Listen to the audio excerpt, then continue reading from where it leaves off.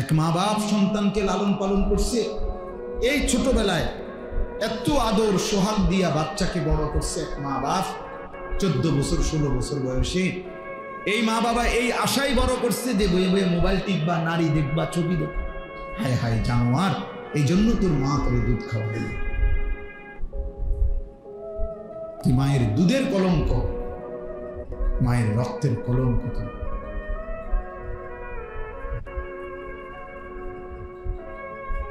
কিচ্ছু অর্জন হয় না শেষ পর্যন্ত। কিছু ছবি, নারী, কিছু মোবাইলের অশ্লীল দৃশ্য, বেনামাজি নাফরমানি জিন্দিগির বিনিময়ে কিছুই অর্জন নাই। শুধুই ক্ষয় হয়, লস হয়, আখিরাতও বরবাদ হয়, শরীরের শক্তিও নষ্ট হয়, সমাজের কাছে ঘৃণিত হয়। অফিকা উয়ুবুন ওয়ালিন্নাসি আয়ুনুন, আরবি ভাষার একটা প্রবাদ আছে, মনে রাখবে ছেলেরা, বাবা তোমরা মনে রাখবে। আরবিতে বলে যে তোমার মাঝে দোষ আছে, মানুষেরও চোখ আছে। তোমারও কি আছে? মানুষেরও কি আছে? তোমারও দোষ আছে, মানুষেরও চোখ আছে। অর্থাৎ মানুষ প্রত্যেকের ব্যাপারে একটা জিনিস মনে রাখবে, সামনে কিংবা পিছনে প্রত্যেককে তার কর্মের ভিত্তিতেই মূল্যায়ন করে। সামনে বলতে পারুক বা না পারুক, পিছনে হইল আপনার কর্ম যেটা, আপনার মূল্যায়ন হবে না, আপনি ওইটাই। আমনের সুদখোর, আমনের মানুষে কইব মাশাআল্লাহ জোনায়েদ বাগদা দিয়ে নাও, আয়ো মানুষে চিড়া খায় আর আমনে ভাত খান। কথা বলেন না কেন? বাটফারে বুঝি মানুষে কইব বেটা জোনায়েদ বাগদা দিয়ে, না মানুষে বেউকুফ। হ্যাঁ, সেজদাওয়ালাকেও মানুষ চিনতে ভুল করে না, হারামখোর বাটফারকেও মানুষ চিনতে ভুল করে না। মানুষ রাতকে রাতই বলে, দিনকে দিনই বলে, আলোকে আলোই বলে, অন্ধকারকে কি বলে? অন্ধকারই বলে। এজন্য হারামখোর, পাপী, নাফরমান, তোরে বেটা চরিত্রহীন ছেলে তোমরা যারা এ নারী দেখো, ছবি দেখো, মোবাইলে অশ্লীল দৃশ্য দেখো, এক ওয়াক্ত সেজদা দাও না, তোরে মানুষ বেটা কোনোদিনও সম্মানের চোখে দেখে না, তোরে হাইওয়ান জানোয়ারের এক আইটেম ছাড়া আর কিচ্ছু মনে করে না। হ্যাঁ, চলতে থাকো, যদি মনে করো জানোয়ারের পরিচয় নিয়েই, জানোয়ারের বৈশিষ্ট্য নিয়েই আমি সন্তুষ্ট, ঠিক আছে, চলো ভাইয়া চলো, অসুবিধা কি? ফাসাউফা তারা ইদিন কাশাফাল গুবার, খুব দ্রুতই দেখতে পাইবেন, অচিরেই দেখবে, অচিরেই ফয়সালা হয়ে যাবে। মৃত্যু এসে পার্থক্য করে দিবে, মৃত্যু এসে বুঝায় দিবে কোনটা ছিল করণীয়, কোনটা ছিল বর্জনীয়, কোনটা ছিল উচিত, কোনটা ছিল অনুচিত। আজ আমরা বুঝতেছি। এই জন্য দোস্ত আমার, বাবা আমার, দয়া করে মেহেরবানি করে ভাবতে শিখেন, ভাবতে শিখেন। সারা পৃথিবী জুড়ে মুসলমানদের দুর্দশা, মুসলমানের উপরে জুলুম, নির্যাতন, মুসলমানের রক্তে আল্লাহর জমিন ভাসতেছে। সামান্য অজুহাতে, ঠুনকো অজুহাতে মুসলমানকে নিশ্চিহ্ন করে ফেলা হচ্ছে। ফিলিস্তিন, গাজাতে তো রক্তের বন্যা বইতেছেই। আবার আজকে 1-1.5 সপ্তাহ যাবত ভারতে এই হিন্দু বেঈমানরা, তারা একেবারেই সামান্য অজুহাতে জম্মু কাশ্মীরের মধ্যে একজন হিন্দু অফিসারকে সন্ত্রাসীরা হত্যা করছে। এই ইস্যুটাকে সাথে নিয়ে এটাকে বড় করে হামলা করছে সন্ত্রাসীরা কিছু পর্যটকের উপরে। সেটা তো নির্দিষ্ট বিচার হবে, সন্ত্রাসীকে ধরা হবে, অপরাধীকে ধরা হবে, কিন্তু এই অপরাধীকে ধরার কোনো নাম গন্ধ নাই। পুরা কাশ্মীরে লক্ষ লক্ষ মুসলমানের উপরে, পুরা ইন্ডিয়ায়, গুজরাট সহ ইন্ডিয়ার লাখ লাখ মুসলমানের বাড়ি ঘর ভাঙ্গা সমান করে জানেন। এখানে সন্ত্রাসী ধরার নাম নাই, পাকিস্তানকে পুরা অস্ত্রের হুমকি, মকিল লগে কি পাকিস্তানের সাথে যুদ্ধের মুখোমুখি আসছেন এই ইস্যুকে কেন্দ্র করে।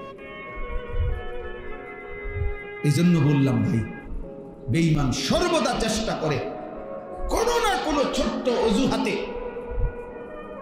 আমাদের উপরে জুলুমের বন্যা বয়ে দিবে। রক্তের বন্যা বসায়। সেদিন তোমরা বুঝবা, সেদিন মনেই পড়বে এই মোবাইল টিপা, এই আল্লাহকে নারাজ করা, সেজদাবিহীন এই জীবন মনে পড়ে। মনে পড়ে প্রতিবেশী যেহেতু গায়ে পড়ে ঝগড়া করতেছে, অতএব এটা খুব দ্রুতই ভয় হয় আমাদের এই চারদিকের প্রতিবেশী ইন্ডিয়া পরিকল্পিতভাবে ফ্যাসিস্ট জালেম যেদিন থেকে পলায়ন করছে তারপর থেকে পরিকল্পিতভাবে ইচ্ছা করে গায়ে পড়ে মুসলমানদের উপরে জুলুম করতেছে। তার মানে এই যুদ্ধ, এই ষড়যন্ত্র, এই আগুনের লেলিহান দাবানল এখানেও ছড়াবে, এটা পৌঁছাবে এখানে কোনো না কোনো অজুহাতে, কোনো না কোনো অজুহাতে। টিপতে থাকো মোবাইল, দেখতে থাকো নারী ছবি। চলো ছেলেরা চুলের দেখো, চুলের ফ্যাশন করো, নারী দেখো, ছবি দেখো, অসুবিধা নেই। শুধু অপেক্ষা করো আল্লাহর আযাব কখন আসবে, আল্লাহর আযাব কখন আসবে। সময় গুনতে থাকে, সময় গুনতে থাকে। সবাই বেখবর, আমরা সবাই বেখবর। তো আল্লাহর নিদর্শনাবলী এর মধ্যে মসজিদ, আল্লাহর ঘর অন্যতম। প্রতিটা মসজিদ, প্রতিটা আল্লাহর ঘর আল্লাহর নিদর্শনাবলীর একটি। এই জন্য যে মসজিদকে সম্মান করবে, তো এইটা তার অন্তরে তাকওয়া আছে, আল্লাহর ভয় আছে, এই কথার প্রমাণ বহন করে। হাদিসের মধ্যে আছে, রাসূলুল্লাহ সাল্লাল্লাহু আলাইহি ওয়াসাল্লাম বলছেন, 7 ধরনের ব্যক্তিকে আল্লাহ তাআলা কিয়ামতের দিন আল্লাহ তাআলার আরশের ছায়া দান করবেন। আপনারা অনেক শুনছেন এই কথাটা। যেদিন আল্লাহর আরশের ছায়া ছাড়া আর কোনো ছায়া থাকবে না। এই 7 ধরনের ব্যক্তির মধ্যে এক ধরনের ব্যক্তি হলো ওই ব্যক্তি, রাজুলুন কলবুহু মুআল্লাকুন বিল মাসাজিদ, যার অন্তর মসজিদের সাথে লেগে আছে, যার দিল মসজিদের সাথে লেগে আছে। মসজিদে সিজদা দেওয়া, মসজিদে নামাজ পড়া, মসজিদে এসে ইবাদত করা, মসজিদকে সুন্দর করা, মসজিদের খেদমত করা, মানে মসজিদের প্রতি, ইবাদতের প্রতি তার হৃদয় পড়ে থাকে, দিল পড়ে থাকে, অন্তরের টান থাকে। আল্লাহ নবী সাল্লাল্লাহু আলাইহি ওয়াসাল্লাম বলছেন, এটা প্রমাণ করে যার দিলের মধ্যে এরকম আছে, তো তাকে আল্লাহ তাআলা আল্লাহর আরশের নিচে ছায়া দেন। এই জন্য মসজিদের সাথে মুমিনের সম্পর্ক গভীর করা উচিত। হাদিসের মধ্যে আছে, বান্দা যখন মসজিদে ঢোকে তো সে আল্লাহ তাআলার মেহমান হয়ে যায়, আর আল্লাহ তাআলা সেই মেহমানকে প্রথম আপ্যায়ন করে তার অগণিত গুনাহ মাফ করে দেয়। এটাই প্রথম মেহমান। ওয়াকিরাহু আল মাগফিরা, মসজিদে আল্লাহর পক্ষ থেকে প্রথম মেহমানদারি হলো শরবত না, বরং গুনাহ মাফ, বান্দার গুনাহ মাফ করে দেয়। এজন্য মসজিদকে ভালোবাসা, মসজিদের প্রতি হৃদয়ের টান থাকা, মসজিদে এসে নামাজ পড়া, মসজিদে সবসময় অন্তরে মসজিদের প্রতি ভালোবাসা, এটা অনেক বড় একটা নিয়ামত। আবার দেখেন এর বিপরীতে মসজিদে অনর্থক কথা বলা, আওয়াজ বড় করা, শোরগোল করা, অনর্থক নেতাগিরি, মাতবরি, অহংকার, বড়াই, ঝগড়া, এগুলো করা, এটা কিয়ামতের একটি মন্দ চিহ্ন, আলামত, কিয়ামতের মন্দ আলামত। আল্লাহ নবী সাল্লাল্লাহু আলাইহি ওয়াসাল্লাম বলছেন, যাহারাতিল আসওয়াতু ফিল মাসাজিদ, গেটের জায়গা ছেড়ে বসেন, গেটের জায়গা ছেড়ে ডানে বামে বসেন, গেটের জায়গা আটকায় ফেললে, আলম ভাই আমরাও বইয়া লাইছেন, তো তার বইব না, গেটের জায়গা ছেড়ে দেন, তাহলে তো বইব কেমনে পরের লোকজন। আল্লাহ নবী সাল্লাল্লাহু আলাইহি ওয়াসাল্লাম বলছেন, যাহারাতিল আসওয়াতু ফিল মাসাজিদ, কিয়ামতের একটি মন্দ চিহ্ন যে মসজিদের মধ্যে আওয়াজ বেড়ে যায়, মানে মসজিদে ফালতু কথা, বেহুদা কথা, অনর্থক কথা, এটা বেড়ে যাওয়া, বেহুদা কথা বলা, এটা কিয়ামতের একটি অপছন্দনীয়, নিন্দনীয়, মন্দ আলামত। এই জন্য আপনারা যারা আছেন প্রত্যেকেই মনে রাখবেন, মসজিদে কোনো রকম যেন গুনাহ না হয়। মসজিদের আজমত, মসজিদের সম্মান অনেক বেশি, অনেক বেশি।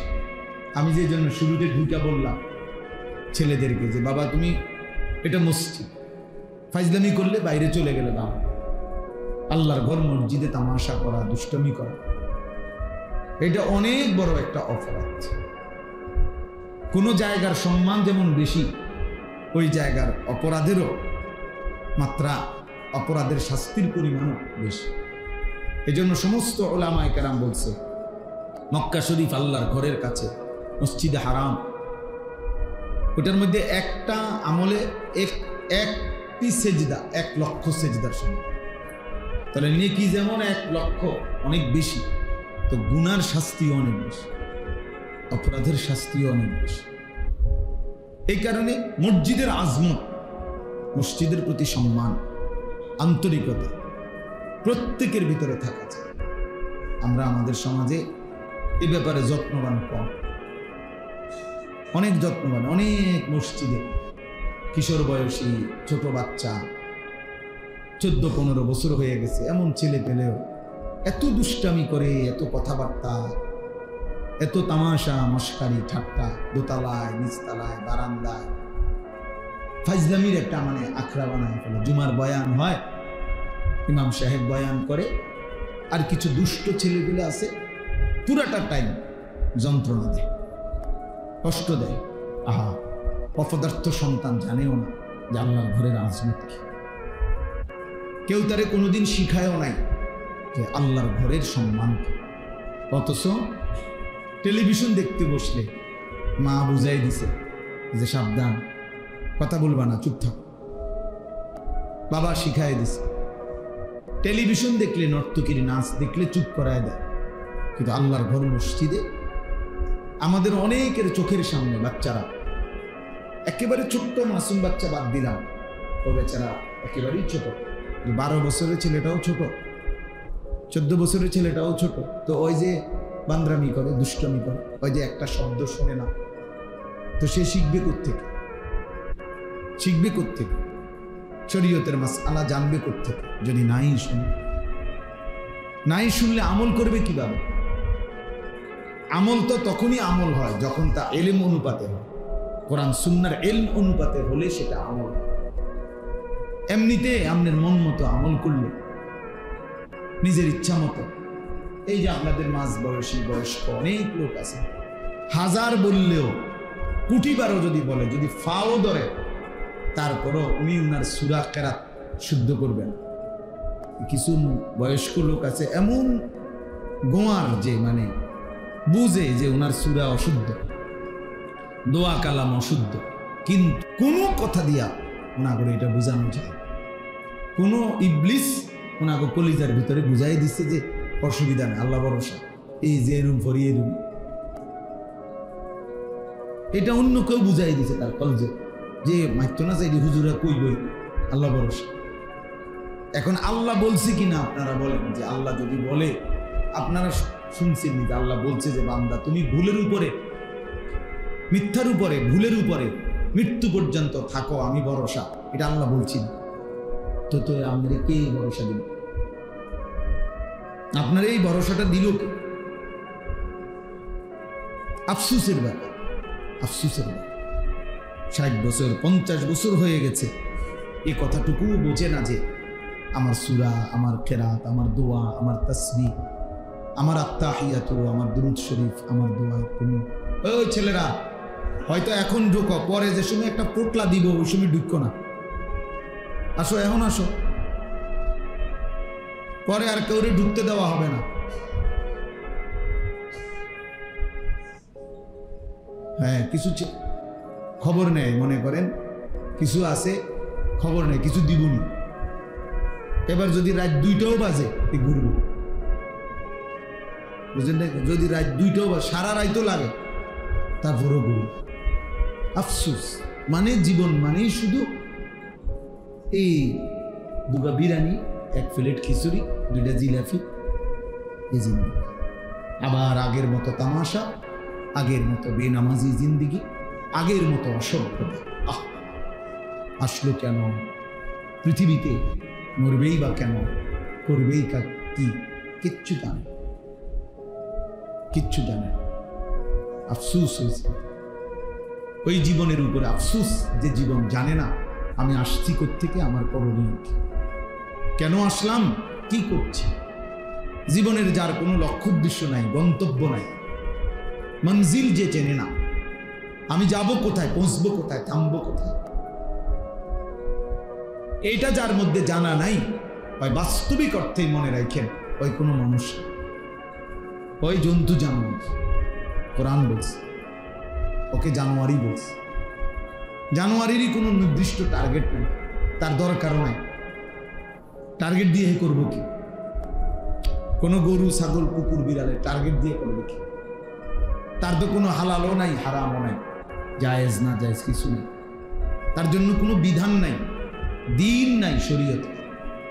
কিন্তু ইনসানের জন্য বিধান আছে, হালাল হারাম আছে, জায়েজ না জায়েজ আছে, করণীয় বর্জনীয় আছে। কারণ তার জন্য আখিরাত আছে, তার জন্য হিসাব আছে, তার জন্য বিচারের মাঠ আছে, তার জন্য আমলনামা প্রস্তুত হচ্ছে, তার আমলনামা মিজানের পাল্লায় ওজন হবে, তাকে ফুলসিরাত পার হইতে হবে, তাকে জান্নাত কিংবা জাহান্নামে যেতে হবে। এটা গরু ছাগলের নাই, এটা জন্তু জানোয়ারের নাই। তাইলে সোজা হিসাব, যে তার হালাল হারাম বুঝে না, জায়েজ না জায়েজ বুঝে না, করণীয় বর্জনীয় বুঝে না, তো সে বাস্তবিক অর্থে কোনো মানুষ না, সে জানোয়ার, সে হাইওয়ান, যার মধ্যে কোনো তামিজ নাই, মানে পার্থক্য শক্তি নেই, পার্থক্য শক্তি। তাইলে বাবা বলতেছিলাম আল্লাহর ঘর মসজিদের কথা বলছি। মসজিদের আজমত জরুরি, মসজিদে জুমার বয়ান গুরুত্বপূর্ণ, মসজিদের ইমাম সাহেবকে সম্মান করা খুব গুরুত্বপূর্ণ, মুয়াজ্জিনকে সম্মান করা খুব গুরুত্বপূর্ণ। মসজিদের একটা জুতার বাক্স, মসজিদের বালু, মসজিদের একটা মোমবাতি অনেক সম্মানিত। এটা মসজিদে আমরা কোরআন হাদিসের ভাষায় বলে নিসবতের কারণে দামি হয়, মানে সম্বন্ধের কারণে দামি। ইট বালু পাথর সিমেন্টের একটা ঘর এমনিতে শুধু ছিল ঘর, কিন্তু যখন এটা সিদ্ধান্ত হলো যে এটা আল্লাহর ঘর, এই আল্লাহর এই শব্দটা যখন এই ঘরের সাথে লাগলো তো এটা দামি। কি বলো? এটা নিসবতারি, মানে সম্বন্ধ, কিসের সাথে মিলল, ওইটার কারণে দামি হয়, ওইটার কারণে দামি। এমনিতে একটা কাপড়, এটা কাপড়, কিন্তু যখন এটারে বলে যে এটা কোরআন শরীফের গিলাফ, তো এটা দামি, দামি। তাহলে সম্বন্ধ, নিসবত, এর কারণে দামি। তো মসজিদ আল্লাহর ঘর, অতএব এটা নিঃসন্দেহে দাম, এটা দাম, এটা অনেক দাম। আমরা এর জন্য ইনশাআল্লাহ মসজিদের জন্য সবার কাছে অনুরোধ, মসজিদে নামাজ পড়া, জামাতকে ঠিক মতো আদায় করা, মসজিদে আন্তরিকতা রাখা, ভালোবাসা, এটা যেন সবার মধ্যেই থাকে। পদ পদবী, মূল্যায়ন অবমূল্যায়ন এটা কোনো বিষয় না।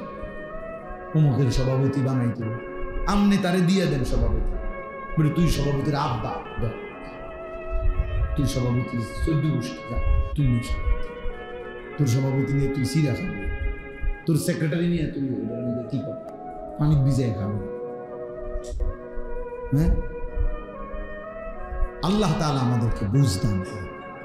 আখিরাতে ইন্নাল্লাহা লা ইয়ানজুরু ইলা সুওয়ারিকুম ওয়ালা ইলা আজসামিকুম, নবী সাল্লাল্লাহু আলাইহি ওয়াসাল্লাম বলেন হাশরের ময়দানে নিশ্চয়ই আল্লাহ তাআলা তোমাদের চেহারা দেখবেন না, তোমাদের শরীর দেখবেন না, ওয়ালাকিন্নাল্লাহা ইয়ানজুরু ইলা কুলুবিকুম ওয়া আ'মালিকুম, বরং আল্লাহ তাআলা তোমাদের দিল দেখবেন এবং তোমাদের আমল দেখবেন।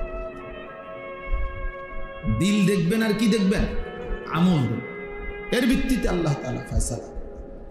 এজন্য বাপ ও দুনিয়া বিয়ে সমস্ত পদ পদবি দিয়ে কিচ্ছু আসে যায় না, বরং মসজিদের প্রতি হৃদয়ের টান। এজন্য আমার আখিরাতের জন্য আমি নামাজ পড়বো, সেজদা দেব, মসজিদে আসবো, মসজিদের খেদমতে থাকবো, মসজিদে বেশি বেশি যাওয়ার চেষ্টা করব, এটা আমার আখিরাতের। হাদিসের মধ্যে আছে বাশশিরিল মাশাঈন ফি যুলামি ইলাল মাসাজিদ বিন-নূরিত তাম্মি ইয়াউমাল কিয়ামা। আজীব হাদিস। নবী সাল্লাল্লাহু আলাইহি সাল্লাম বলছে, অন্ধকারের মধ্যে, মানে এশার নামাজ এবং ফজরের নামাজ, অন্ধকারের মধ্যে যারা বেশি বেশি মসজিদে গমন করে, হে নবী, কিয়ামতের দিন ফুলসিরাতের গোড়ায় তাদের জন্য পরিপূর্ণ আলোর সুসংবাদ দান করে। বিন-নূরিত তাম, পূর্ণ আলো। মানে হাদিসের মধ্যে আছে ফুলসিরাত 30,000 বছরের রাস্তা, যেটা সকলকেই পার হইতে হবে। ওয়া ইম মিনকুম ইল্লা ওয়ারিদুহা, আল্লাহ তাআলা কোরআনে বলছে এমন কেউ হবে না যাকে এটা পার হতে হবে না। সে নবী হোক, সে ওলি হোক, আর সে কাফের হোক, মানে অনুগত অবাধ্য, সকলকে এটার উপরে কি করতে হবে? পার হইতে হবে, পার হইতে হবে। তো এই 30,000 বছরের রাস্তার যে ফুলসিরাত, এটা নবী সাল্লাল্লাহু আলাইহি সাল্লাম বলছে এটা অন্ধকার থাকবে, একেবারে অমাবস্যার ঘুটঘুটে অন্ধকার। প্রত্যেক মুমিনের ঈমানের সাথে তার আমলের পরিমাণ অনুপাতে ওই ফুলসিরাতের গোড়ায় যখন যাবে, প্রত্যেক ঈমানদারের, ঈমান শর্ত, প্রত্যেক ঈমানদারের তার আমলের পরিমাণ অনুপাতে ওই গোড়ায় গেলে আল্লাহর কুদরতে তার জন্য ওই পরিমাণ আলো জ্বলবে। এই জন্য সবার আলো একরকম হবে না, আলগা লাইট নেই। আপনারটা আপনার আলো, আমারটা আমার, আপনারটা আমার। এই ক্ষেত্রে নবীজি সাল্লাল্লাহু আলাইহি ওয়াসাল্লাম বলছেন যে অন্ধকারের মধ্যে, মানে এশার নামাজ এবং ফজরের নামাজ, এই দুই নামাজ অন্ধকারের নামাজ নাকি? কথা বলেন। এশার নামাজ তো পুরা অন্ধকার, আর ফজরের নামাজ আবসা অন্ধকার। এই দুই অন্ধকারের মধ্যে যে মসজিদে যায় বেশি বেশি, আল্লাহ নবী সাল্লাল্লাহু আলাইহি সাল্লাম বলেন ফুলসিরাতে তার জন্য পূর্ণ আলো জ্বলবে। 30,000 বছরের রাস্তা পূর্ণ আলো নিয়ে সে পার হতে পারবে। এই জন্য এশার নামাজ এবং ফজরের নামাজ খুব গুরুত্বপূর্ণ। এশার নামাজ এবং ফজরের নামাজ যারা আদায় করে না, রাসূলুল্লাহ সাল্লাল্লাহু আলাইহি ওয়াসাল্লাম তাদেরকে বলছেন মুনাফিক। একেবারে স্পষ্ট বুখারীর হাদিস। ওই অপদার্থ হলো মুনাফিক, যে অপদার্থ এশা এবং ফজরের নামাজ পড়ে না।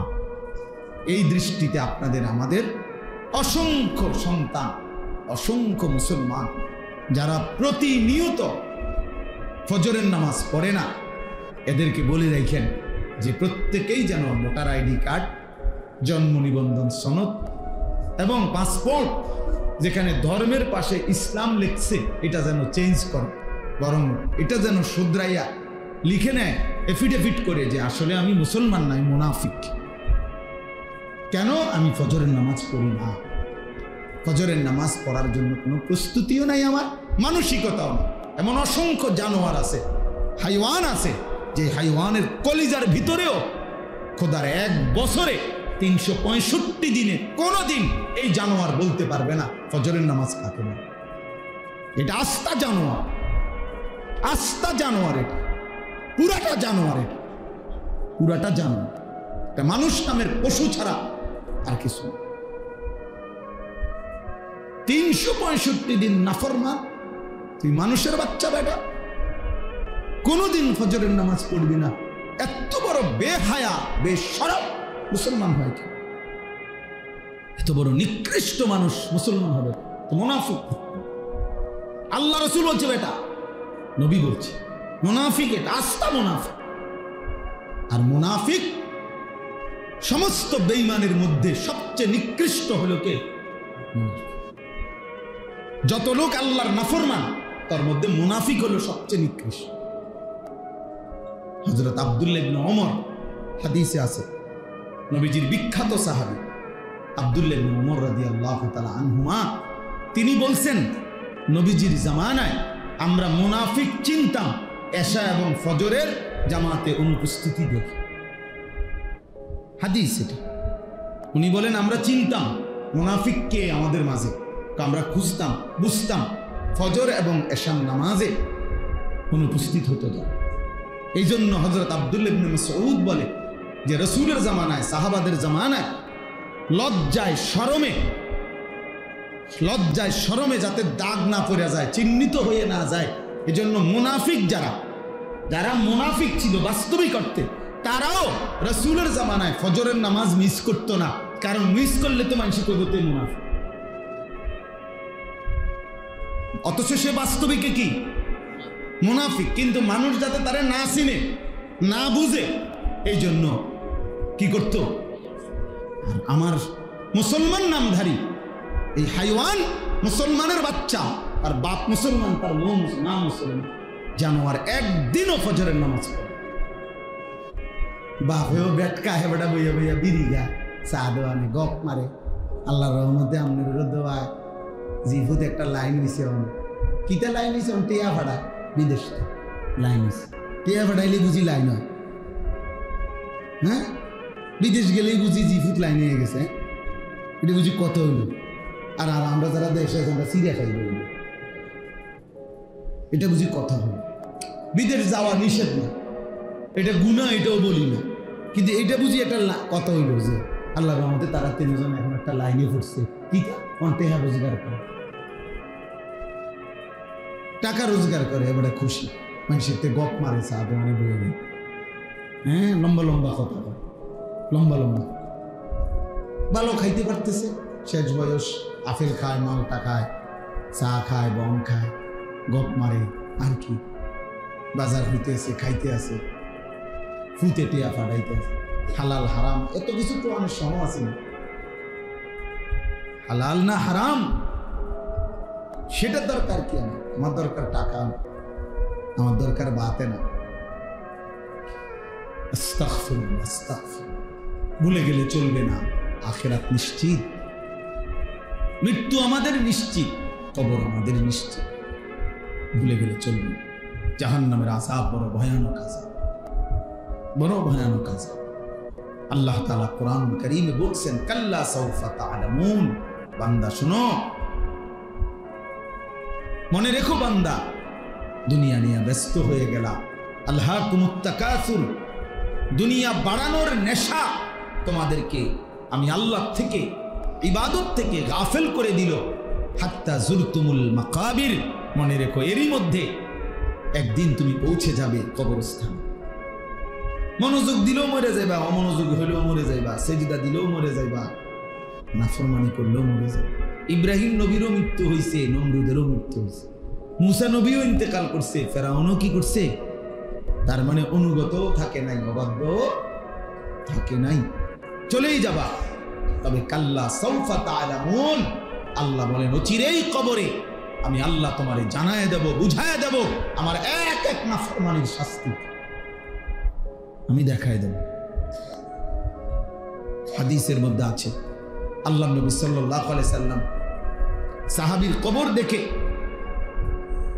খালি কবর, একদিন এক সাহাবীর জানাজা পড়তে গিয়ে, জানাজার আগে নবীজি তার খালি কবরটা অনেকক্ষণ তাকাইয়া খুব কাঁদছে, খালি কবরের দিকে তাকাইয়া। তো সাহাবীরা বলেন আমরাও নবীজির সাথে খুব কাঁদলাম। এরপরে কান্দা শেষে নবীজি চোখ মুছে বললেন, লিমিসলি হাযা ফাআইদ্দু, আমার সাহাবীরা এমন কবরের জন্য তোমরাও প্রস্তুতি নাও,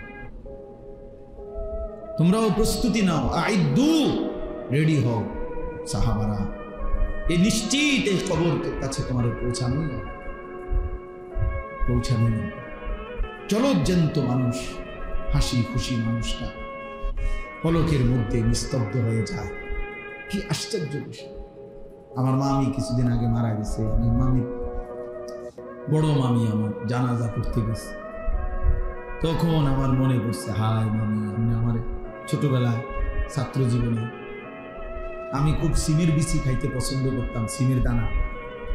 আমার মামি তরকারি রাঁধলে, সিমের তরকারি রাঁধলে সিম এগুলো আলাদা নিয়ে বাটিতে আবার একটা একটা করে দানা খুলতো, খুললা দানাগুলো খুললা আমরা একসাথে মুঠ করে, কত সময় মামি আমার এই সিমের দানা দিছে, খাইতাম। তো সেই মানুষটা যাকে আমি চোখে দেখলাম এতদিন এতবার, সেই তিনি কবরে চলে গেছে। কবরে চলে গেছে। কি ব্যস্ততম জিন্দিগি ছিল, বড় সংসার ছিল, সব ছেড়ে চলে গেছে। এমনই তো। তাহলে মৃত্যু আমাদের জন্য নিশ্চিত যে আমাদেরকে থামাই দেবে। এই হাসি, এই কান্না, আনন্দ, বেদনা, দুঃখ, পেরেশানি, এই ছেলেরা তোমাদের জওয়ানি থামাই দেবে। তোমরা জানো না কে দেখে তোমাদের সমস্ত চুলের ফ্যাশন? কোন ইবলিস ছাড়া, শয়তান ছাড়া কেউ দেখে। অনেক ছেলে আসছো, গায়ের মধ্যে বোঝা যায় গেঞ্জি, গায়ে খেলোয়াড়ের গেঞ্জি, ক্রিকেটের গেঞ্জি, সদর বলতে দেয় কি গায়ে দাও, কি করো, কি মুসলমান, কি মা বাপ, কিচ্ছুর খবর। মুসলমানের আখলাক জিজ্ঞাসা করে, নামাজ পড়ছে কয়জন? এশার নামাজও পড়ে নাই, মাগরিবের নামাজও পড়ে নাই। এই নির্লজ্জ বেহায়া, এত বড় বেশরম কেমনে মসজিদে বলল? জিজ্ঞাসা করে যে তোর কলিজার মধ্যে একটা ভয় লাগলো না? আল্লাহর ঘরে কেমনে বসলি নাফরমান, সেজদা ছাড়া? তোর মা তোরে কোনোদিন নামাজের সবক দেয় না? বাবা তোমারে কোনোদিন নামাজের সবক দেয় না? এক মা বাপ সন্তানকে লালন পালন করছে, এই ছোটবেলায় এত আদর সোহাগ দিয়া বাচ্চাকে বড় করছে এক মা বাপ। 14 বছর 16 বছর বয়সে এই মা বাবা এই আশাই বড় করছে যে বয়ে বয়ে মোবাইল টিপবা, নারী দেখবা, ছবি দেখ। হায় হায় জানোয়ার, এই জন্য তোর মা করে দুধ খাওয়াই না। তুই মায়ের দুধের কলঙ্ক, মায়ের রক্তের কলঙ্ক।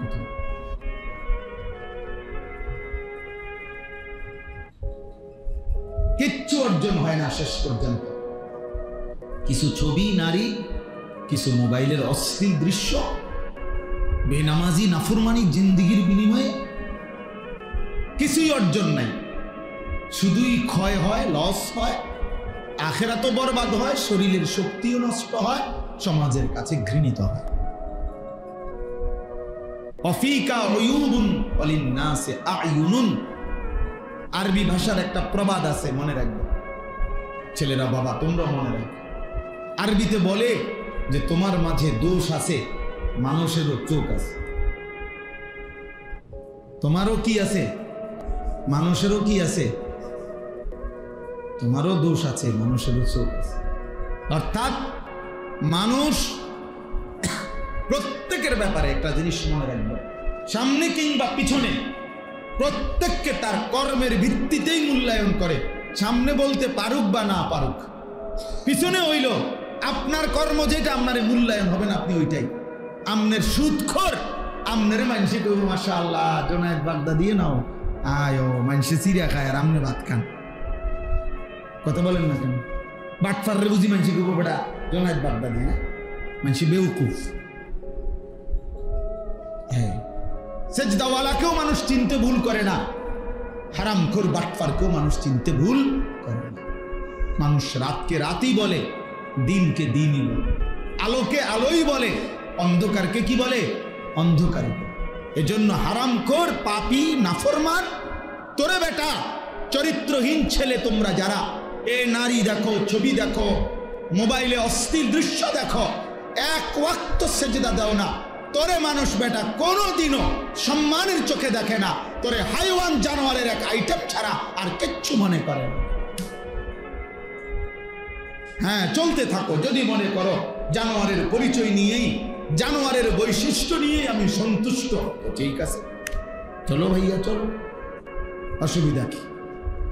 ফাসাউফা তারা ইদিন কাশাফাল গুবার, খুব দ্রুতই দেখতে পাইবেন, অচিরেই দেখবেন, অচিরেই ফয়সালা হয়ে যাবে। মৃত্যু এসে পার্থক্য করে দিবে, মৃত্যু এসে বুঝায় দিবে কোনটা ছিল করণীয়, কোনটা ছিল বর্জনীয়, কোনটা ছিল উচিত, কোনটা ছিল অনুচিত। আজ আমরা বুঝতেছি। এই জন্য দোস্ত আমার, বাবা আমার, দয়া করে মেহেরবানি করে ভাবতে শিখে, ভাবতে শিখে। সারা পৃথিবী জুড়ে মুসলমানদের দুর্দশা, মুসলমানের উপরে জুলুম নির্যাতন, মুসলমানের রক্তে আল্লাহর জমিন ভাসতেছে। সামান্য অজুহাতে, ঠুনকো অজুহাতে মুসলমানকে নিশ্চিহ্ন করে ফেলা হচ্ছে। ফিলিস্তিন গাজাতে তো রক্তের বন্যা বইতেছেই। আবার আজকে 1-1.5 সপ্তাহ যাবত ভারতে এই হিন্দু বেঈমানরা তারা একেবারেই সামান্য অজুহাতে জম্মু কাশ্মীরের মধ্যে একজন হিন্দু অফিসারকে সন্ত্রাসীরা হত্যা করছে। এই ইস্যুটাকে সাথে নিয়ে এটাকে বড় করে হামলা করছে সন্ত্রাসীরা কিছু পর্যটকের উপরে। সেটা তো নির্দিষ্ট বিচার হবে, সন্ত্রাসীকে ধরা হবে, অপরাধীকে ধরা হবে, কিন্তু এই অপরাধীকে ধরার কোনো নাম গন্ধ নাই।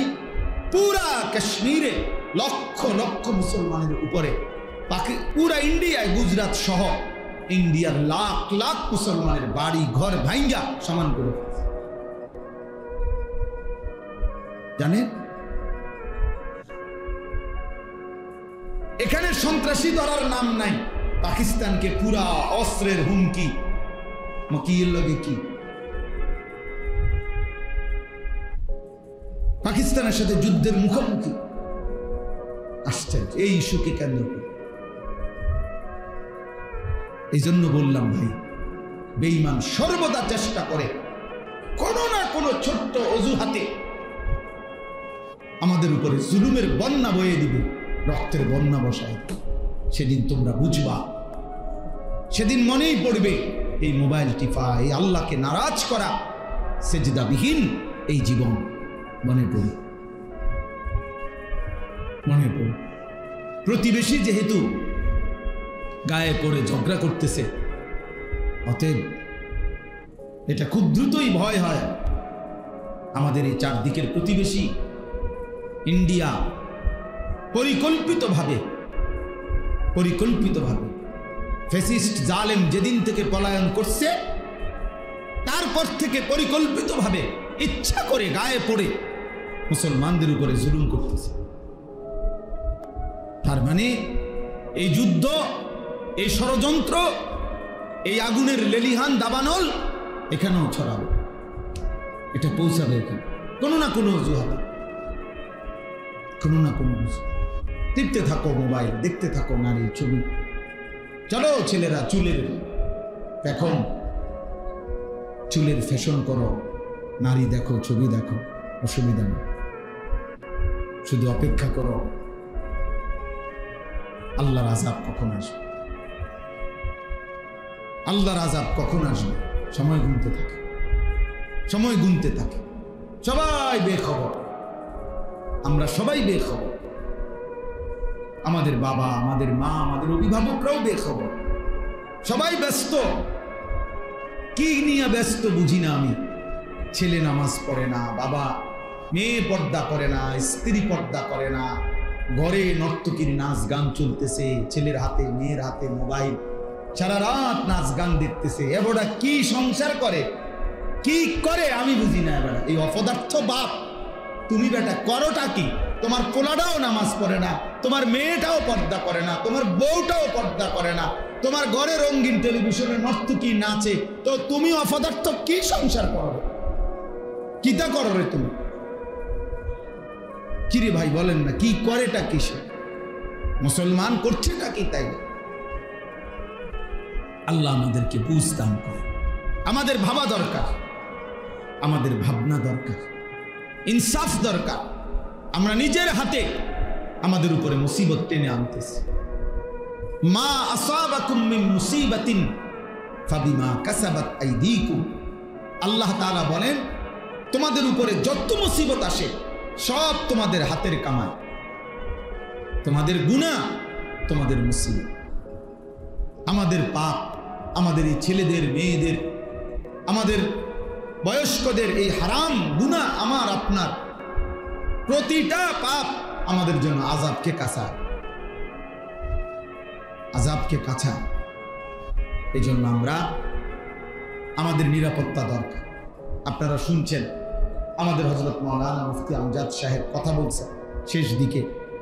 আপনি চিন্তা করে দেখেন, এটা বাংলাদেশ, এখানে সবাই জানে যে সংখ্যাগরিষ্ঠ এখানে মুসলমান, ধর্মপ্রাণ মানুষ এদেশে লক্ষ লক্ষ মসজিদ মাদ্রাসা আছে, এত কিছুর ভিতরে দিয়া, এত আলেম ওলামার ভিতরে দিয়া 5ই আগস্ট পরবর্তী, 24-এর পরবর্তী যে সময়ে আপনার ফ্যাসিস্টের কোনো অনুসারী ক্ষমতায় নাই, এরপরেও এই মহিলা নামের কতগুলো মুরতাদ, নারী নামের কতগুলো মুরতাদ বেঈমান বাংলাদেশের জমিনে সরকারের কাছে এই প্রস্তাবনা দিছে যে সরাসরি আল্লাহর কোরআনকে চেঞ্জ করা।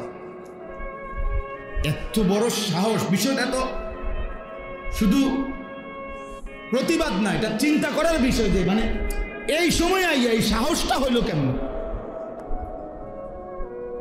তাহলে এরা কত বড় নিকৃষ্ট, কত বড় জঘন্য পরিমাণ দুশ্মন। একটি সমাজের জন্য প্রস্তাব দিছে যে ছেলে মেয়ে বিবাহ ধর্মের বন্ধনে, বিবাহ বন্ধন ধর্মের ভিত্তিতে বিবাহ বন্ধনে আবদ্ধ হয়ে না হয়ে যদি নিজেদের ইচ্ছে মতো পছন্দ মতো তারা যদি একত্রে থাকতে চায়, রাষ্ট্র সমাজ কেউ বাধাগ্রস্ত করতে পারবে না। এই আইন, এটা আইন। তার মানে কি?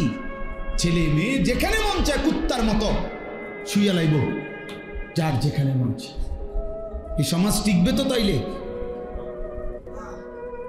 যৌনকর্মী, বেশ্যা, পতিতা পৃথিবীর ইতিহাসে, মানবতার ইতিহাসে কোন জায়গায় একেবারে সামান্যতম মনুষ্যত্ব যার মধ্যে আছে, তারা এটা একটি জঘন্য অপরাধ, নারীর এই অসভ্যতা, কোন নারী দেহ বিক্রি করা, নাউজুবিল্লাহ।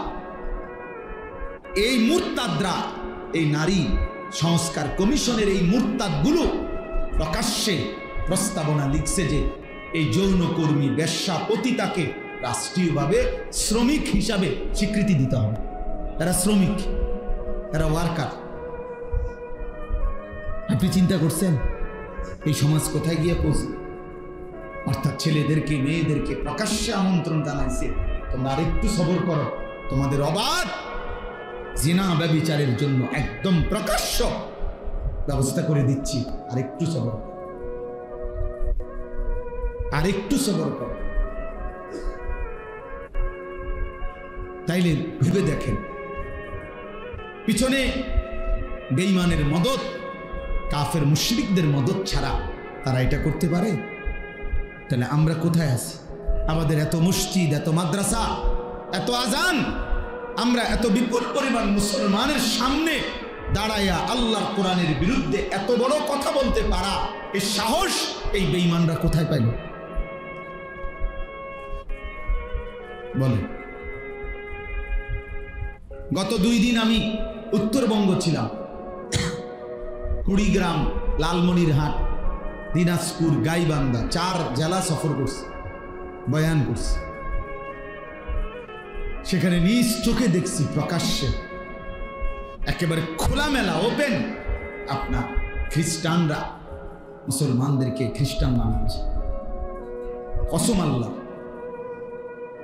শুধু দিনাজপুর জেলায় 793টা গির্জা আছে, একটা জেলা বাংলাদেশে খ্রিস্টানদের গির্জা, একটি জেলায়। সব মানুষগুলোকে অভাব, দারিদ্রতা, এই ভয় প্রলোভন দেখায় নির্দিষ্ট মাসিক ভাতা, বিভিন্ন ভাতা, টাকা পয়সা দিয়ে প্রকাশ্যে। আমি এমন একজন ব্যক্তির সাথে দেখা করছি, আর অনেকের সাথে 2 দিনে এই কাজেই গেছিলাম। এমন ব্যক্তিকে দেখছি, কসম বিশ্বাস করেন, আমি নিজে কথা বলছি ওই লোকের সাথে। এই লোক একটি মসজিদে ওইখানে 7 বছর জুমা পড়াইছে, জুম্মার খতিব, সে প্রকাশ্যে খ্রিস্টান। আল্লাহর কসম। কুড়িগ্রাম, ভাবতে পারেন তোমরা ছেলেরা, আমাদের মাতৃভূমি তো বেটা, অরক্ষিত বেটা, কিসের উপরে তোমরা এই ফ্যাশন করতেছ? কিসের উপরে মোবাইল টিপতেছ? কে তোমা করে এত সুখ তুম করে কে দিল? এত নিরাপত্তা তোমা করে কে দিল? বাপের কয়দিনের বিদেশের টাকা, সংসারের কিছু টাকা পয়সাকে এইভাবে অনাদরে অবহেলা শেষ করে দিচ্ছে। এরা ভাবতেও আসে না যে কি পরিমাণ মুসিবত দেশের উপরে আসছে। 8টা জেলা রংপুর বিভাগে একেবারে মাকড়সার জালের মতো খ্রিস্টান মিশনারিরা খ্রিস্টান বানাচ্ছে। সবগুলো আদিবাসী ওইখানে, এই যে সাঁওতাল জাতি বেশি, উপজাতি আর কি, এরা শতকরা 98 জন 99 জন খ্রিস্টান। দেখো আশ্চর্য। আপনি ভাবেন, আপনি গিয়ে দেখে আসেন, চলেন আমি দেখাই।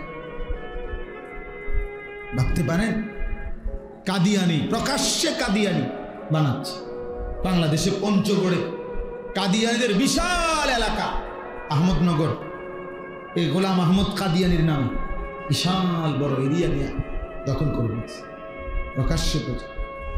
আরেকখানে গেছি, আরেক বেঈমান, সে নাকি মুসলমান হয়, তার কিছু পীর বলে এমনি এলাকার বন্ডে নিয়ম চালু করছে। আপনার একজন তার অনুসারী যারা মুরিদ, এগুলারে একজন আরেকজনের সালাম দিয়া, প্রথমে সালাম দেয়, দিয়ে আবার এরকম প্রণাম করে।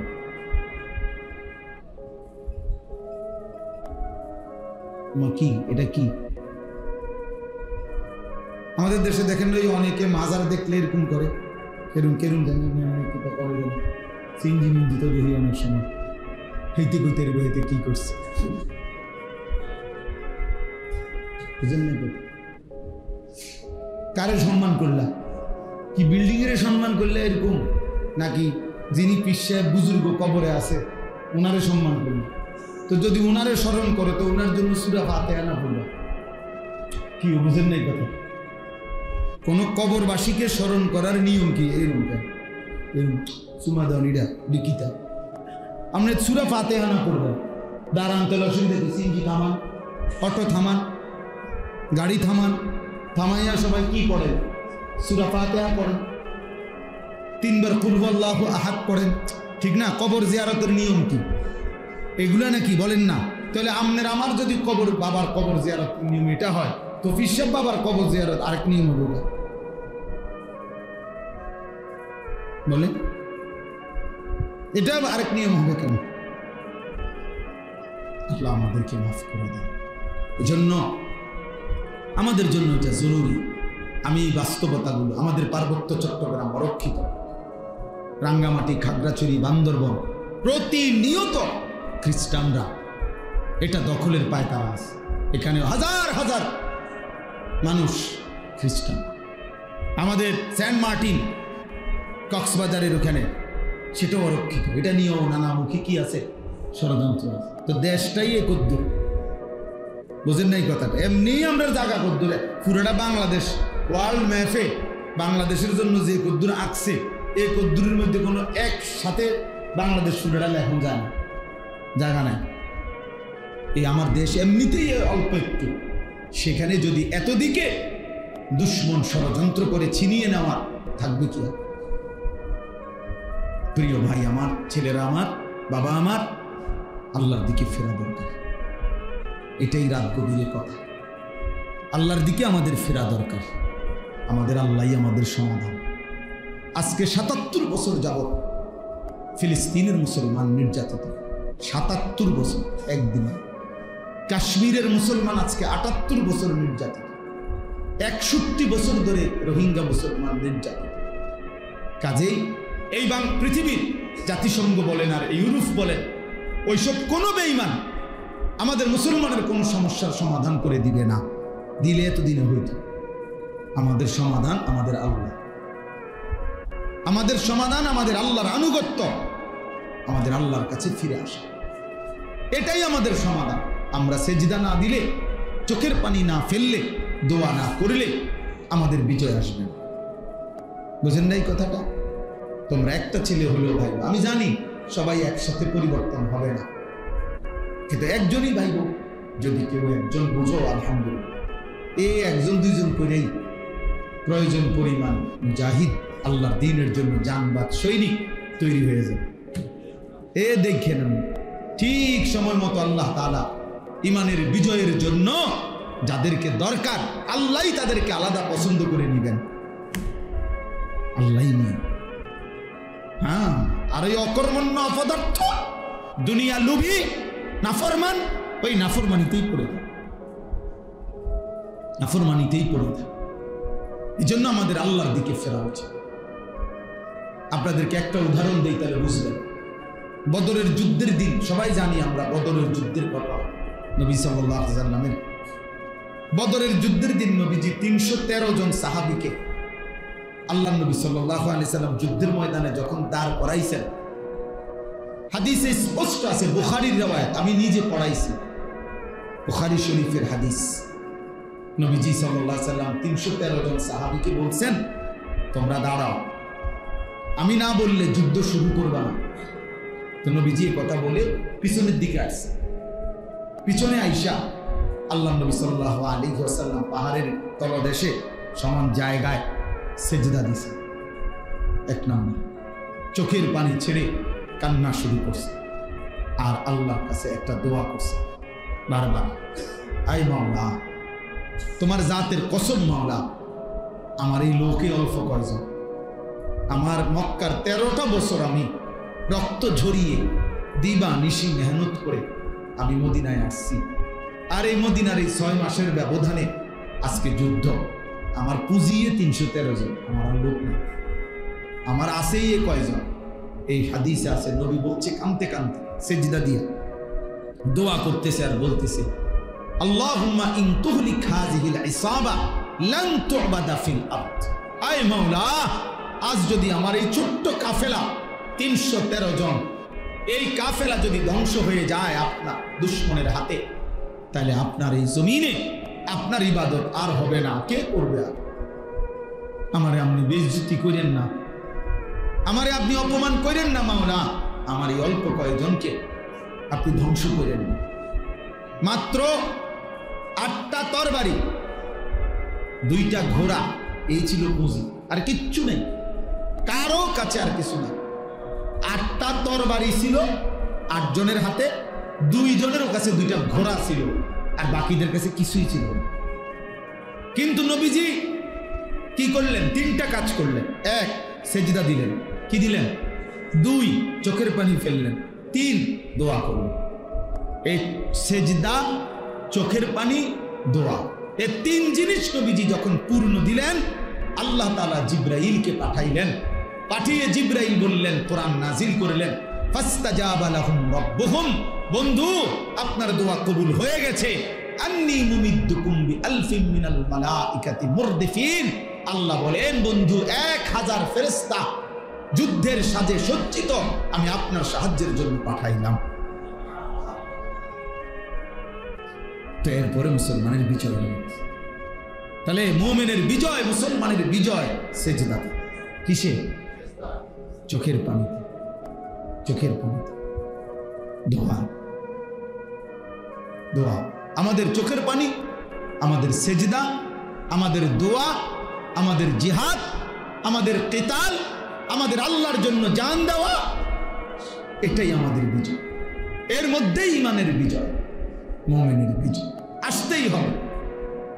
এ দেখেন, তোমরা ছেলেরা মনে রাখো, ভাইয়া মনে রাখো, আমি বললাম রং তামাশা ছাড়তে হবে। দেখো এমনি সোজা হইতা না, তো ফিরে খাইয়া সোজা হইবে আর কি। দুশ্মনের আঘাতে একদিন চোখের পানি, রক্ত ঝরবে। আজ ফিলিস্তিনের মজলুমের চোখে পানি নাই, আজ রক্তই ঝরে। আজকে যদি ফিলিস্তিন গাজায় নিচের থেকে উঠায় কিছু, তাইলে মনে হবে পানির চাইতে বেশি রক্তই উঠবে। আজ আর তাদের চোখের পানি শুকায় গেছে, রক্তের বন্যা। 3 বছরের, 6 মাসের, 6 বছরের ছোট্ট ছোট্ট মাসুম বাচ্চা অকাতরে শহীদ হয়ে যায় এই পৃথিবীতে, সভ্য পৃথিবীতে। এই জন্য সুন্দর সুন্দর কথা, পণ্ডিতি আর এই মোবাইল নিয়ে ব্যস্ত থাকা, এর নাম জিন্দেগি না। আল্লাহর সাথে গভীর সম্পর্ক, শিরিক মুক্ত ঈমান, আল্লাহর ইবাদত, বন্দিগি, এটাই আমাদের মূল ডিউটি। আল্লাহ আমাদেরকে বুঝা মানা সহজ করে দেন, সহজ। আল্লাহ তাআলা। আসো ভাইয়া উকি দিয়া দেখো, কিছু ছেলে পেলে এখন বাইরে ঘুরতে আছে, উকি দিয়া চায়, শেষ হয় না। আহারে বেশরম রে, এরা আমার কাছে খুব শরম লাগে। ঠিক আছে বেটা, সামান্য কিছু খাইবা তো খাইবা, কিন্তু এই নির্লজ্জের মতো শুধু দেওয়ানের টাইমে কেমনে বলবো? মানুষের তো একটা চোখ শরম আছে। আফসোস, আল্লাহ বুঝ দান করেন। চলেন, শেষ কথা আমার, আমি আপনাদের কাছে অনুরোধ করি, আমরা ভাবতে শিখি।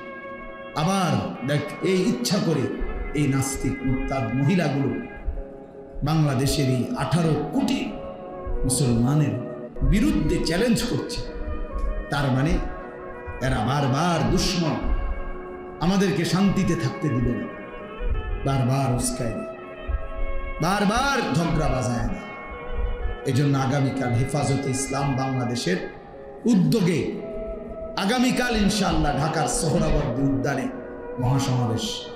এই নারী সংস্কার কমিশনের ভুয়া, কোরআন সুন্নাহ বিরোধী, মানবতা বিরোধী, হায়া বিরোধী এই কমিশন বাতিলের দাবিতে প্রতিবেদন এবং আরো কিছু ন্যায্য দাবিতে আগামীকাল মহান আমরা সব ইনশাআল্লাহ ছুটছে। হাজার হাজার বাস, শত শত বাস আলহামদুলিল্লাহ ঢাকার উদ্দেশ্যে ইতিমধ্যে চলতেছে। আমরাও যাবো সব ইনশাআল্লাহ। আমাদের বাস টাসও সব রেডি, শেষ রাত্রের দিকে সব চলবে ইনশাআল্লাহ। ইমানের দাবিতে আমরা বলেই যাব, কেউ শুনুক বা না শুনুক, কিন্তু ইমানের দাবিতে আমাদেরকে আল্লাহর দ্বীনের জন্য লড়তেই হবে। এজন্য যুবক ভাই, তোমরা ফিরে আসো ভাইয়া। বেনামাজি জিন্দিগি, নাফরমানি জিন্দিগি দয়া করে আল্লাহর ওয়াস্তে ছেড়ে দাও। একটা ছেলে হলেও ফিরে আসো, আল্লাহর দিকে ফিরো। আগামী দিনে আমাদের এই গুনাহ আমাদেরকে মুসিবত টেনে আনবে। আল্লাহ আমাদেরকে মাফ করে দেন। আমি যে আয়াতগুলো পড়ছি, এই আয়াতের মধ্যে আল্লাহ তাআলা বলেন, ওয়াইদ বাওয়ানা লিইব্রাহিমা মাকানাল বাইত, আমি আমার বন্ধু ইব্রাহিমের জন্য আমার ঘর কাবা পুনরায় নির্মাণ করবার জন্য আমি আল্লাহ তাআলা জায়গা পুরা নির্ধারণ করে দিলাম। অর্থাৎ নূহ আলাইহিস সালামের জামানায় কাবা ঘর আল্লাহ তাআলা তুফানের সময় তুলে নিয়েছিলেন উপরে। ইব্রাহিম আলাইহিস সালামের মাধ্যমে আল্লাহ তাআলা পুনরায় সেই ঘর নির্মাণ করেছিলেন। তো এই ঘর নির্মাণের সময় আল্লাহ বলছে, তুমি আমার ঘর নির্মাণ করো 3 উদ্দেশ্যে। 1, আল্লাহ তুশরিক বি শাইআ। 1 নাম্বার, আমার ঘর বানাবা কাবা যেন আমার প্রতিটা বান্দা মুমিন যেন আমি আল্লাহর গোলামি করে কোনোভাবে যেন আমার সাথে শিরিক না করে। এই শিরিক মুক্ত ঈমান টিকিয়ে রাখবার জন্য আমার ঘর বানাও, আমার ঘর সামনে থাকবে, আর মুমিন আমি আল্লাহর গোলামি করব।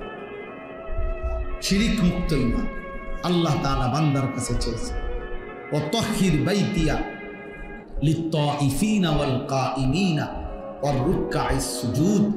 আল্লাহ তাআলা বলেন, এবং আমার ঘরকে তুমি মানে কাবাকে পবিত্র করো আমার তাওয়াফকারী বান্দাদের জন্য এবং আমার রুকু সিজদা দাঁড়িয়ে নামাজ আদায়কারীদের জন্য। এই দ্বিতীয় উদ্দেশ্য হলো আল্লাহর ঘর কাবা ইব্রাহিম আলাইহিস সালামের মাধ্যমে আল্লাহ তাআলা পুনর্নির্মাণ করাইছেন। দ্বিতীয় উদ্দেশ্য হইল তাওয়াফ এবং আল্লাহর ইবাদত নামাজ আদায়ের জন্য। তাইলে এই মসজিদ আল্লাহর ঘর, মসজিদ বানানোর মূল উদ্দেশ্য হবে ইবাদত, নামাজ। এজন্য আমি সবসময় বলি, মসজিদ কমিটির সদস্যরা ইনসাফের সাথে আপনারা ইমাম সাহেব সহ মিটিং করেন যে ফজরের মুসল্লি কেমনে বাড়ানো যায়। এই নিয়ে হাজারো লাখো মসজিদে আপনি তদন্ত করে দেখেন যে কয়দিন মিটিং করছে শুধু এই কথার উপরে যে আমরা মসজিদে মুসল্লি ছেলেগুলো কেমনে নামাজি বানানো যায়। কেবল গেট বদলাও, SS5 লাগাও, টাইলস লাগাও, আরো বড় করো, আরো জাঁকজমক করো, আরো চাকচিক্য করো। টাইলস লাগাইতে লাগাইতে পারে না, সভাপতি, সেক্রেটারি, কেশিয়ার, কমিটি, তার আর পুরা শোল্ডার মধ্যে যদি টাইলস লাগান যেত, কারণ আছে তো, না লাগাইতো না, টাকাও আছে, টাইলসও আছে, এই কথা বুঝেন। কিন্তু একটাবার ইনসাফ করে বলেন, ঠিক এই নিয়ে মিটিং করছেন নিজে, মুসল্লি কিভাবে বানানো যায়। ফজরের নামাজ এই মহল্লার সমস্ত মুসলমানের উপরে ফরজ না? কথা বলেন না কেন? তাহলে আপনারা উদ্যোগ নেন, আপনারা আলোচনা করেন, বয়স্করা, কমিটিওয়ালারা, মুরব্বীরা, যে আর কি করা যায়, আর কি করতে পারি আমরা। 50 জন মুসলমান তো একত্রে ভাবতে পারে। আমার একটা পরিচিত জায়গা আছে সন্দ্বীপ, চট্টগ্রাম, ওইখানে 2023 সালের অক্টোবর মাসে 4 থেকে 5 জন কলেজের ছেলে যারা নিয়মিত ফজরের নামাজ পড়ত, ওরা একদিন সিদ্ধান্ত নিছে যে আমরা আমাদের বন্ধুদেরকে ফজরের নামাজের জন্য উঠাবো। আমার খুব ঘনিষ্ঠ ওরা, 1 বছর তারা মেহনত করছে, প্রতিদিন ফজরের নামাজের জন্য বন্ধুদেরকে উঠাইতো। 1 বছর পরে আমি তাদের জন্য আলাদা একটা মাহফিল করছি, এই ছেলেদের জন্য। তারা আমার হিসাব দিছে যে হুজুর আলহামদুলিল্লাহ 1 বছর আমরা এই 4 জন বন্ধু, 5 জন আমরা একসাথে দিন রাত মেহনত করে ফজরের জন্য বন্ধুদেরকে উঠাইছি। এখন লিস্টেড বরাবর 2024 সালের আইসা নভেম্বরের 19 তারিখ না যেন 20 তারিখে আমি মাহফিল করছিলাম, তারা আমার হিসাব দিছে প্রায় 4500 ছেলে 1 বছরে লিস্টিভুক্ত ফজরের নামাজ জামাতে। ইচ্ছা করলে সম্ভব, কথা বলেন না কেন? সম্ভব। একজন মুরব্বী জিম্মাদারি নেন, আমি আমার নাতিরে উঠাবো। আমি তো আলহামদুলিল্লাহ আমার 7 বছরের বাচ্চাকে প্রতিদিন ফজরের নামাজের জন্য আমি দাঁড়ানো থাকি, উঠাই, এরপরে মসজিদে। আজকে সকালেও হ্যাঁ একবার উঠাইয়া বসাইছি, আবার আমি উজু করে আসে দেখি হ্যাঁ আবার শুয়ে গেছে। বলছি না আব্বা ওঠো, আবার উঠো, আব্বা উজু করে আসো, নামাজ পড়ে আবার শুয়ে, আজকে আব্বা শুক্রবার, অসুবিধা নেই, ঘুমাইতে পারবে। এক এক সময় এক একটা বলে উঠাইতে হবে আমার, এটা আমার জিম্মা। চেষ্টা করলে সম্ভব, 1000 বার বললে, বারবার বললে। আরে প্রয়োজনে যদি একটা বাপ তার সন্তানকে নামাজি বানানোর জন্য চোখের পানি ফেলে, তাইলেও সেই চোখের পানি আল্লাহর কাছে দামি হবে, দামি হবে।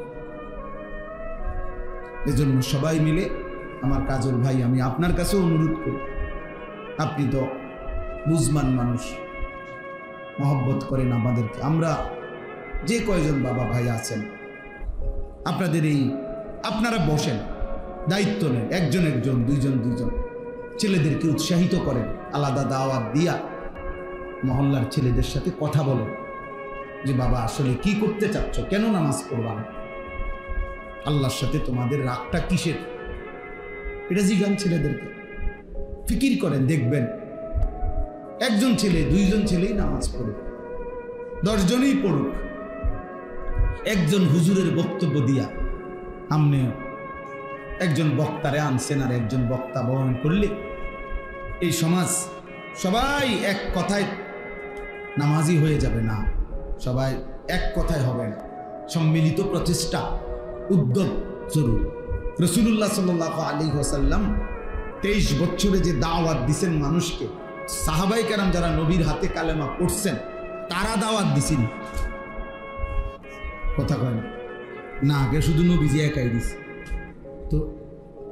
তো ওনারা সহ নবীজির কার্যক্রমটাকে আগায় নিতে সহযোগিতা করছে কিনা বল। আমার কাছে কিতাব আছে স্পষ্ট, রাসূলুল্লাহ সাল্লাল্লাহু আলাইহি ওয়াসাল্লাম প্রথম আবু বকর সিদ্দিককে কালেমা পড়াইছে নাকি, এই বাহিরে, ঘরের বাহিরে। আবু বকর সিদ্দিক রাদিয়াল্লাহু তাআলা আনহু পরবর্তী 15 দিনের ভিতরে 6 জন বিখ্যাত সাহাবীকে উনি রাসূলুল্লাহ সাল্লাল্লাহু আলাইহি ওয়াসাল্লামের কাছে বুঝাইয়া আইনা কালেমা পড়ে মুসলমান হয়েছে। তাহলে এটা বুঝতে হবে, এটা বুঝতে হবে।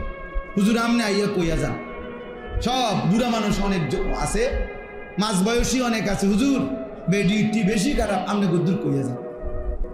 হ্যাঁ হুজুর বুড়া মানুষ খুব খারাপ, আমনে গদ্দুর কইয়া যান। আমি গদ্দুর কইয়া যেটা লাজন পানি থু দাও না, এটা তাবিজ আর কি, একজনে বললে হবে না, সবাই মিলে কি নিতে হবে? উদ্যোগ নিতে হবে, সবাই উদ্যোগ নিতে হবে। আল্লাহ তাআলা তৌফিক দান করেন, আল্লাহ মাফ করে দেন। চলেন, শেষ কথা হলো আল্লাহ তাআলা বলছেন, তাহলে আমি বলার উদ্দেশ্য হলো, তৃতীয় কথা হলো আদ্দিন ফিন নাস বিল হজ। আল্লাহ তাআলা বলছে, বন্ধু ইব্রাহিম, আমার ঘর বানাইছি কাবা, এই ঘরকে কেন্দ্র করে মানুষ যেন হজে আসে এই ঘোষণা দেন। তাহলে কাবা ঘরের তিনটি মাকসাদ আল্লাহ বলছেন। এক নাম্বার, আমার ঘরের চারদিকে তাওয়াফ করবে। 2 নাম্বার, নামাজ আদায় করবে। 3 নাম্বার, হজ করবে। তাইলে বাপ, আপনাদের কাছে আমাদের বিনীত অনুরোধ, যে কয়জন সামনে বসছেন প্রত্যেকেই প্রথম কথা হলো শিরিক মুক্ত ঈমান এবং আল্লাহর ইবাদত বন্দেগীর প্রতি যত্নবান হন। নিজেদের ছেলেপেলের দিকে দেখেন, মহল্লার ছেলেদের দিকে সবাই তাকায়েন। বাবা চাচারা চোখ বন্ধ করলেই ঝড় থামে না। মনে রাখেন একটা কথা, অর্থাৎ এই কথাটা মনে রাখেন যে আমনে তুফান আসতেছে, আমনে যদি চোখ বন্ধ করে কোন কই না তুফান তো আইয়ে না, তুফান বুঝি আইয়ে না, আমনে না চোখ বন্ধ রাখছে। কথা বোঝেন নাই আমার? তাহলে চোখ বন্ধ করলে ঝড় থামে না, ঝড় তো আসতেই আছে, আমনে না চোখ বন্ধ করে রাখছে।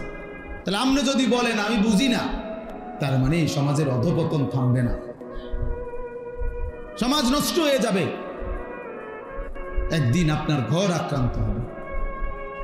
এই জন্য প্রত্যেকের সাধ্যমতো নিজেকে সাধারণ মানুষ, গ্রামের মানুষ এসব বললে হবে না, একেবারে দিন মজুর কুলি ঠেলাওয়ালা রিক্সাওয়ালাও তো নিজের সংসার বুঝে, সংসারের কিছু আসবাবপত্র ব্যবস্থা করে, তো এগুলো বুঝলে আপনি ওইটা বুঝবেন না কেন?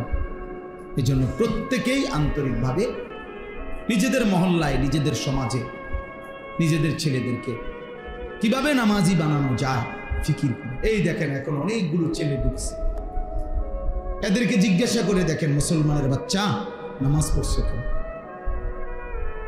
জিজ্ঞাসা করে দেখেন, এদের মা কোথায়, এদের বাবা কোথায়, এদের আল্লাহ কোথায়, এদের রাসূল কোথায়? জিজ্ঞাসা করে, ইনসাফ করে বলেন যে বাবা এত বড় নির্লজ্জ কেমনে হল?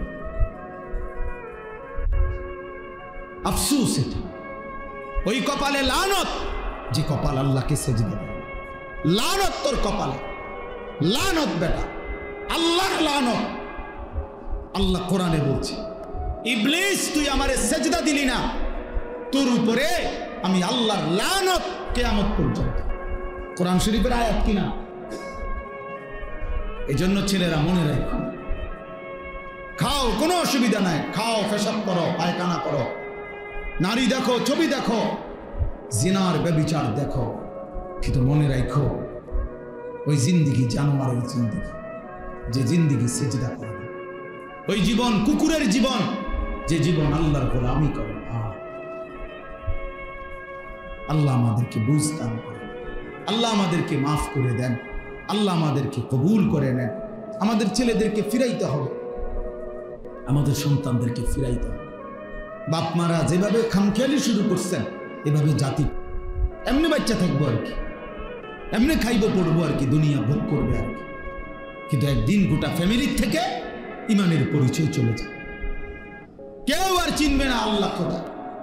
কারণ এই যে ছেলেগুলো মনে করেন যে এক ওয়াক্ত নামাজ পড়ে না, সারা দিন রাত মোবাইলে নারী ছবি দেখে, তো আগামী 20 বছর পরে এদের জেনারেশন, এদের সন্তান, এরা বিবাহ শাদী করলে তার ফুতে তার জি কি শিখবে? কথা বলেন না ভাই, কি শিখবে? তার কাছ থেকে কি জানবে সে? আল্লাহ আমাদেরকে মাফ করে দেন, আল্লাহ তাআলা আপনাদেরকে কবুল করে নেন। আমরা আপনাদেরকে মহব্বত করি। এই গ্রামে আমাদের অনেক স্মৃতি আছে, মনিরের সাথে আমার অনেক বেশি সম্পর্ক, আরো অনেকেই, আপনাদের অনেককেই আমি চোখে চিনি, মুখে চিনি। আল্লাহ তাআলা সবাইকে কবুল করে। আজকের এই মজলিস আল্লাহ তাআলা কবুল করে নেন।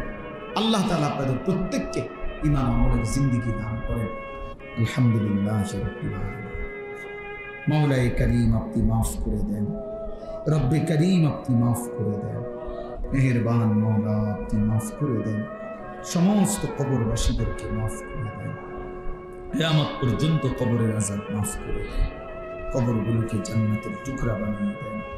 আল্লাহ জিন্দেগি সুন্দর করে দেন, জীবনটা সুন্দর করে দেন, ঈমান আমলের জীবন দান করে গুনাহ থেকে বাঁচবার তৌফিক দান করে। আল্লাহ জাহান্নামে ফেলিয়েন না মাওলা, জান্নাত থেকে বঞ্চিত করিয়েন না। আল্লাহ এই কিশোর যুবক ছেলেগুলোকে নামাজি বানিয়ে দেন, আল্লাহ নামাজি বানিয়ে দেন, নামাজি বানিয়ে দেন। ওরা বোঝে নাই মাওলা, বোঝে না। ওরা মনিবকে ভুলে গেছে, ওরা মালিককে ভুলে গেছে। ওদের অনেক ছেলে বহুদিন হয় সেজদাকে ভুলে গেছে। আপনি দয়া করেন, আপনি দয়া করেন, আপনি দয়া করেন, আপনি মেহেরবানি করেন। এরা আমাদের সন্তান মাওলা, এদের মা মুসলমান, বাবা মুসলমান, এদের বংশ মুসলমান। এরা আখিরাত ভুলে গেছে, এরা নামাজ ভুলে গেছে, মোবাইল, নারী, ছবি এদেরকে ভুলায় দিছে। আয় মাওলা আপনি ফিরায়া দেন, আপনি ফিরায়া দেন। বাবাদেরকে কবুল করে নেন, বয়স্কদেরকে আরো আমলের তৌফিক দেন, মা বোনদেরকে পর্দা খুশিদা দান করেন, সমস্ত কবরবাসীদেরকে মাফ করে দেন। আয় আল্লাহ প্রত্যেকের নেক মাকসাদ পূরণ করে দেন, অসুস্থ বিমারি যারা শিফা করে দেন, কামাই রুজিতে হালাল বরকত দান করে। আয় করিম আপনি রহম করে, যার যত নেক মাকসাদ আছে পূরণ করে দেন। প্রবাসী বিদেশের জমিনে যারা সহি সালামতে নিরাপদে রাখেন মাওলা, আয় আল্লাহ আপনি প্রত্যেককে তার স্ত্রী সন্তান নিয়ে ঈমান আমলের জীবন দান করেন। নাফরমান সন্তান দিয়েন না মাওলা, চরিত্রহীন সন্তান দিয়ে বেইজ্জতি করেন না, বেহায়া বেপর্দা স্ত্রী কন্যা দিয়ে আল্লাহ লজ্জিত করেন না মাওলা, অপমানিত করেন না। আল্লাহ আপনি দয়া করে, আমার দেশকে নিরাপদ করে দেন, আমার দেশকে নিরাপদ করে দেন। কোরআন সুন্নাহ বিরোধী কোনো আইন যেন আমার জমিনে বাস্তবায়ন না হয় মাওলা। আল্লাহ আমরা জান দিয়ে প্রতিহত করব মাওলা, আমরা হতে দেব না মাওলা, রক্তের বিনিময় হতে দেব।